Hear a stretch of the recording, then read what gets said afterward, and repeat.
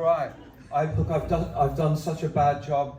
I haven't even see the old song. The old show I do just runs itself because I know all the songs in order. I know what I'm going to play. I know what I'm going to say.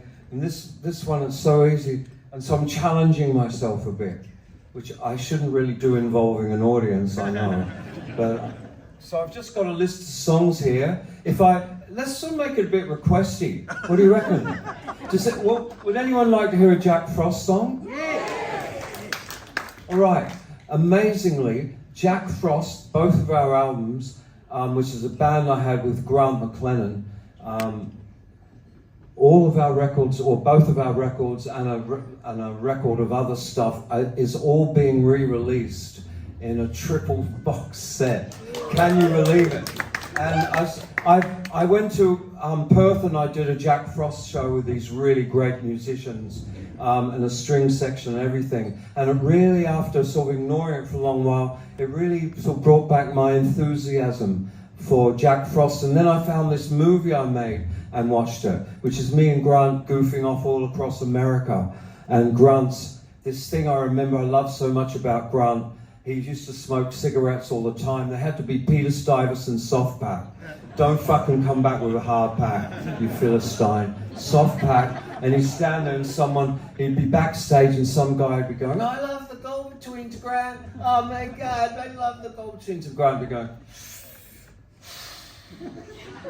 he had this way of blowing smoke out of his mouth, out the side, that sort of meant you were completely invalid and desist from talking to him. So I'm going to give you this song. It's called "I Thought That I Was Over You." Do you know that one?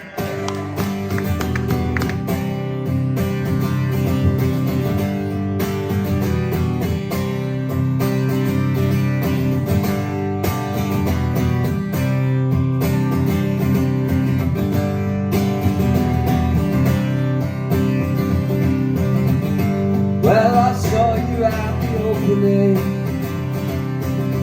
Somebody's hands up to drag. You were showing off everything except your face.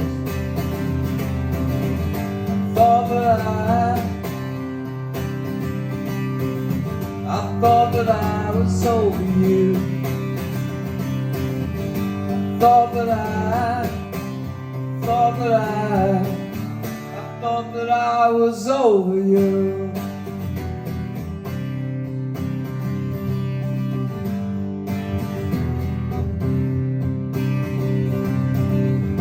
In a shack one night in Brisbane,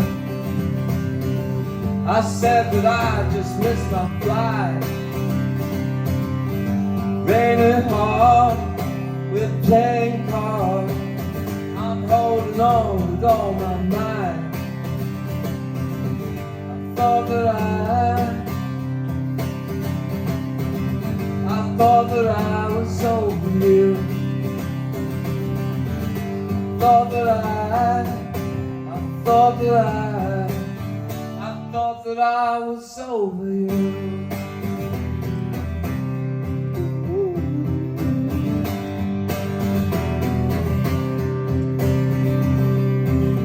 Like a firework going on in my mind. It hurt me to see you having a good time. You're over there, you got new friends. From my point of view, well, it depends. I thought that I was over you. Thought that I was over you.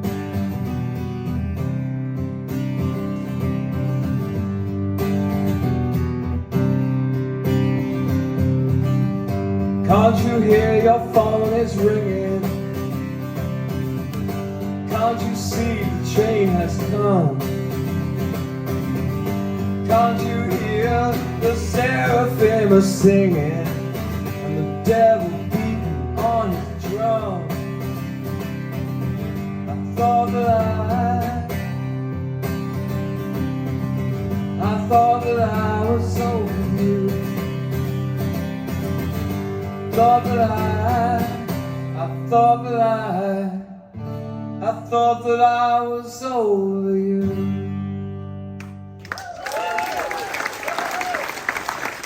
Thank you. Thank you very much. Did you hear the clever way I sing his bits different to mine? He's sort of got this high, sweet voice, and I've got the more down low one. Look, he was an amazing and incredible character. I don't just say that.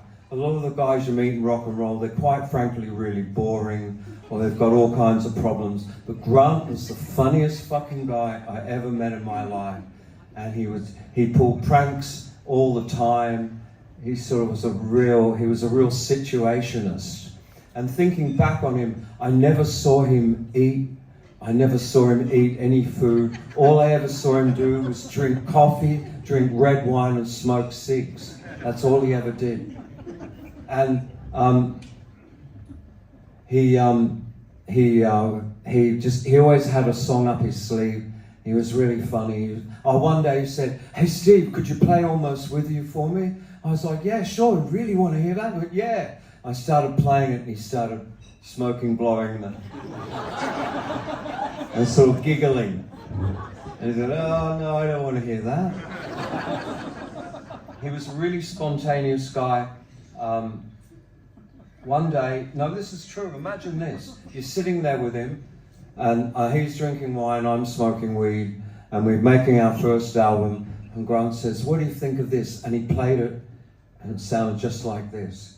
And when it was over, I said, "How long have you had that?" And he went, "I just wrote it then." And he fucking wrote this song on the spot. And he let me sing it on the record because I loved it so much. He was funny, he couldn't understand how some of the things he did, he couldn't understand why they were great. I found that with a lot of songwriters, they have songs you love. "Oh, I love that song." "Oh, really? What do you like that for?"